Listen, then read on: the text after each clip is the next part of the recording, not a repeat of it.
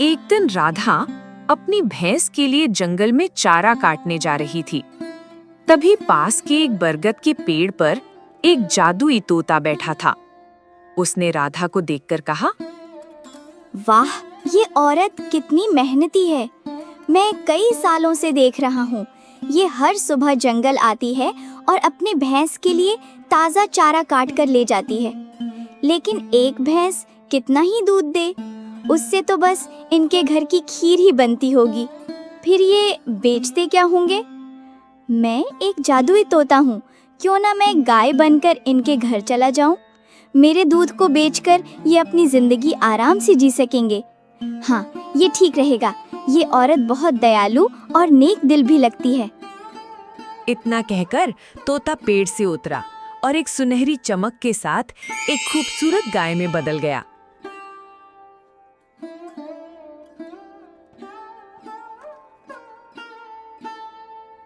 फिर वो राधा के पास गया और बोला, हे दयालु औरत, इस जंगल में मेरा कोई नहीं है। मैं अकेली हूँ। क्या तुम मुझे अपने घर ले चलोगी? मैं तुम्हें बदले में ढेर सारा दूध दूंगी। राधा ने गाय की बात सुनकर आश्चर्य से कहा, ये क्या? मैं कोई सपना तो नहीं देख रही। ये गाय तो बोल रही है। पहले तुम बताओ, तुम बोल कैसे रही हो? मैंने तो आज तक कोई गाय इंसानी आवाज में बोलते नहीं देखी। दरअसल मैं एक जादुई गाय हूँ, इसलिए मैं इंसानों की तरह बोल सकती हूँ और उनकी बातें समझ सकती हूँ। मैं कह रही थी, मुझे अपने घर ले चलो। तुम मुझे सुबह शाम हरा भरा चारा देना और मैं तुम्हें ढेर सारा दूध दूंगी। उस दूध को बेचकर तुम अपनी जिंदगी आराम से चला सकोगी। एक भैंस से तुम्हारा गुजारा तो हो नहीं रहा। राधा ये सुनकर बहुत खुश हुई और बोली, अरे जादुई गाय, तुम सच कह रही हो। अगर ऐसा हुआ तो हमारी सारी मुश्किलें खत्म हो जाएंगी। ठीक है, तुम मेरे साथ चलो। राधा गाय को लेकर घर की ओर चल पड़ी।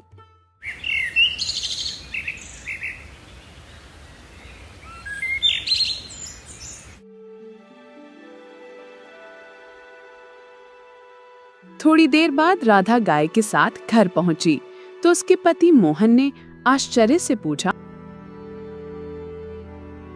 अरे राधा, तुम तो भैंस के लिए चारा काटने गई थी, फिर ये गाय कहाँ से ले आई तुम? मोहन, मैंने इसे कहीं से पकड़ा नहीं। ये मुझे जंगल में मिली। इसे बस थोड़ा सा चारा देना है और ये बदले में ढेर सारा दूध देगी। एक भैंस से हमारा गुजारा नहीं हो रहा था। अब इस गाय का दूध बेचकर हम अच्छे से जी सकेंगे। राधा, तुम सच कह रही हो। फिर तो तुमने बहुत अच्छा किया। हम आज से इस गाय का अच्छे से ध्यान रखेंगे। उस दिन से दोनों रोज जंगल से गाय के लिए हरा भरा चारा लाने लगे। दिन बीतते गए।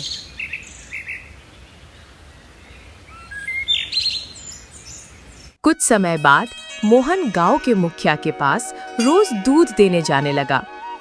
एक दिन उसका पड़ोसी किशन ये सब देखकर सोचने लगा, अरे, इसके पास तो एक ही भैंस थी, फिर ये रोज बाल्टी भरकर दूध कहाँ से ला रहा है? एक भैंस इतना दूध कैसे दे सकती है?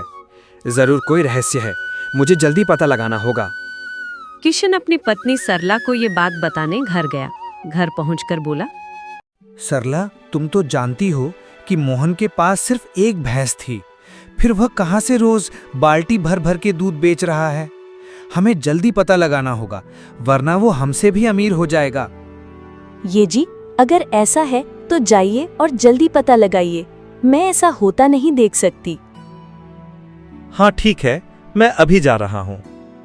वह मोहन के घर पहुंचा और चुपके से सब देखने लगा। मोहन गाय से बातें कर रहा था। मेरी प्यारी गाय, और चारा खाएगी? मैं अभी लाता हूँ।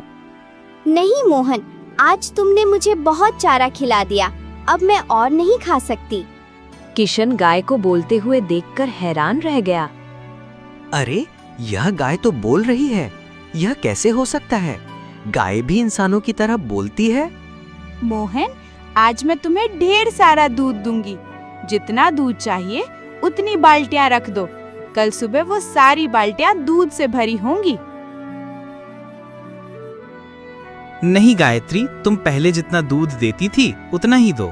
ज्यादा लालच अच्छा नहीं, हमारा गुजारा अच्छे से हो रहा है। वैसे तुम्हें मेरे घर अच्छा लग रहा है ना? तुम्हें चारा देने में तुम्हें परेशान नहीं हूँ। हाँ मोहन, मैं बहुत खुश हूँ। हमारे दूध से तुम्हें फायदा हो रहा है ना? हाँ गायत्री, तुम्हारे दूध से हमें 2 वक्त की रोटी मिल रही है। अच्छा, तो ये जादुई गाय है जो बाल्टी बाल्टी दूध देती है। मुझे जल्दी कुछ करना होगा। हाँ, कल जब मोहन गाय को जंगल ले जाएगा मैं उसे मार दूंगा। फिर देखता हूँ ये दूध कहाँ से लाता है। मोहन, एक जरूरी बात सुनो। अगर मुझे कुछ हो जाए या कोई मुझे मार दे तो तुम चिंता मत करना। जिस पेड़ के नीचे मैं राधा को मिली थी उसकी पत्तियां मेरे सिर पर रख देना। मैं फिर से जीवित हो जाऊंगी। गायत्री, ऐसी बातें क्यों करती हो? मेरा किसी से झगड़ा नहीं। कोई तुम्हें क्यों मारेगा? चलो मैं तुम्हें जंगल ले चलता हूँ। राधा, मैं गायत्री को जंगल ले जा रहा हूँ। अगर देर हो जाए तो चिंता मत करना।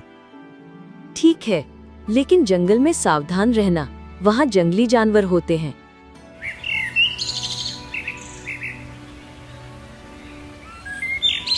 मोहन गाय को लेकर जंगल गया।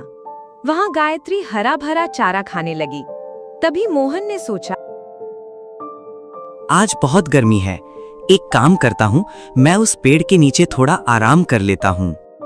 वो पेड़ के नीचे जमीन पर बैठ गया। इधर किशन झाड़ियों में छिपा था। उसने सोचा, इस गाय को मारना ही पड़ेगा, ये मेरे रास्ते का कांटा है। तभी गायत्री जोर जोर से चिल्लाने लगी। मोहन नींद से जागा और बोला, अरे गायत्री को क्या हुआ? मुझे देखना चाहिए।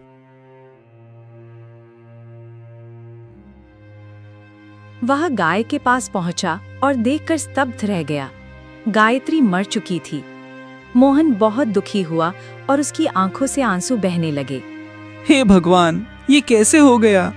मेरी गायत्री कैसे मर गई? अब मैं राधा को क्या जवाब दूंगा? मोहन उदास होकर घर लौटा। तभी राधा ने पूछा, मोहन, क्या हुआ? तुम इतने दुखी क्यों हो? और गायत्री कहाँ है? राधा, मैं तुम्हें कैसे बताऊं?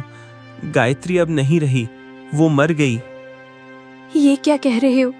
वो तो जंगल में चारा खाने गई थी। बताओ क्या हुआ? मैं जंगल में पेड़ के नीचे सो रहा था, तभी अचानक गायत्री की चीख सुनाई दी। जब मैंने देखा तो वह मर चुकी थी। ये कैसे हो गया? वो गाय हमारी कमाई का एकमात्र सहारा थी। अब हम क्या करेंगे? राधा, चिंता मत करो, मुझे गायत्री का रहस्य पता है। मैं जंगल से पत्तियां लाता हूँ। ठीक है, लेकिन सावधानी से जाना। मोहन जंगल गया।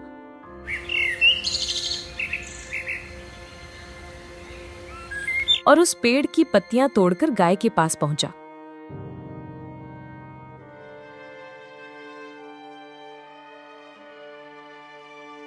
उसने पत्तियां गाय के सिर पर रखीं। तभी एक तेज रोशनी के साथ गायत्री जीवित हो गई। मोहन खुश होकर बोला, गायत्री, तुम वापस आ गईं। भगवान का लख लख शुक्र है। पता है, मुझे तुम्हारे बिना अच्छा नहीं लग रहा था। राधा और मैं रो रो कर बुरा हाल हो गया। मोहन, अब मैं ठीक हूँ। चलो घर चलते हैं। राधा मुझे देखकर खुश होगी। मोहन गाय को लेकर घर गया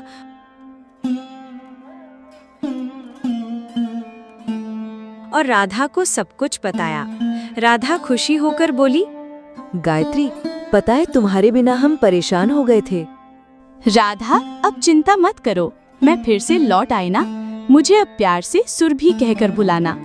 मोहन, घर में खाने को कुछ नहीं है, अब क्या करें? मोहन, बाल्टी लाओ, मैं तुम्हें ढेर सारा दूध दूंगी। सुरभि, पहले जितना दूध देती थी उतना ही दो, वो हमारे लिए काफी है।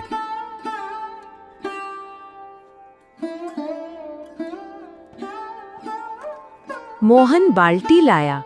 एक जादुई रोशनी के साथ बाल्टी दूध से भर गई।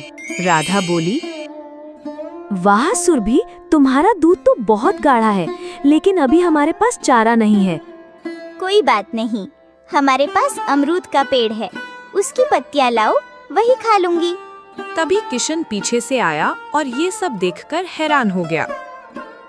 मैंने तो इस गाय को मार दिया था, फिर ये कैसे जीवित हो गई? मुझे फिर से कुछ करना होगा। राधा, मैं मुखिया के पास दूध देने जा रहा हूँ। अगर देर हो जाए तो चिंता मत करना। ठीक है, लेकिन थोड़ा जल्दी लौटना। मोहन जंगल के रास्ते मुखिया के घर गया।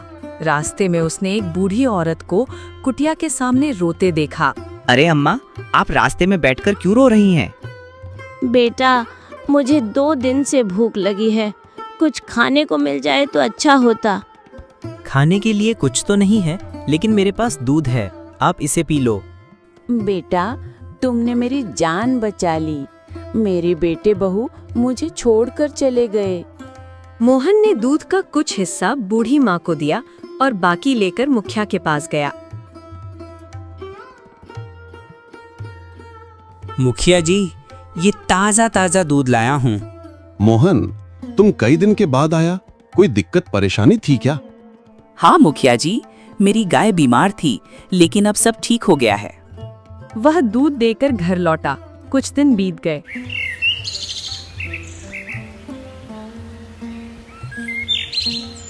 मोहन अब गरीबों की मदद करने लगा। किशन को यह देखकर बहुत जलन होने लगी।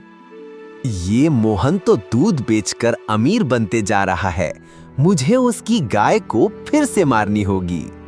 गांव में सुरभि के जादुई होने की बात फैल गई। मुखिया को भी पता चला।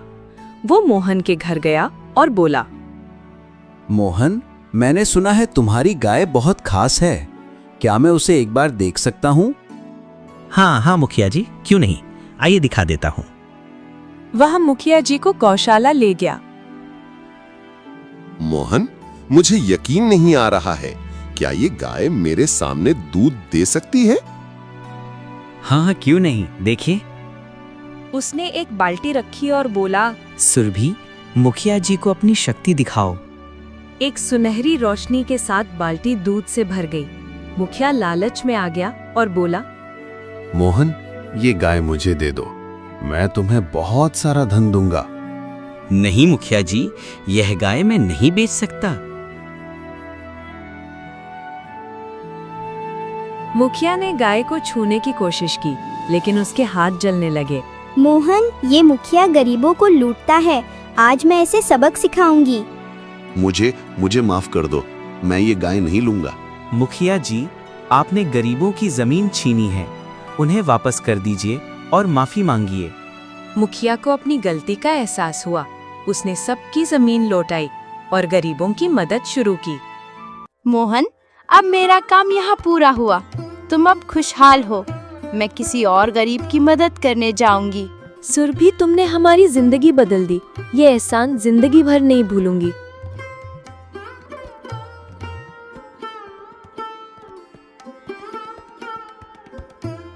सुरभि चली गई और मोहन और राधा खुशी खुशी रहने लगे।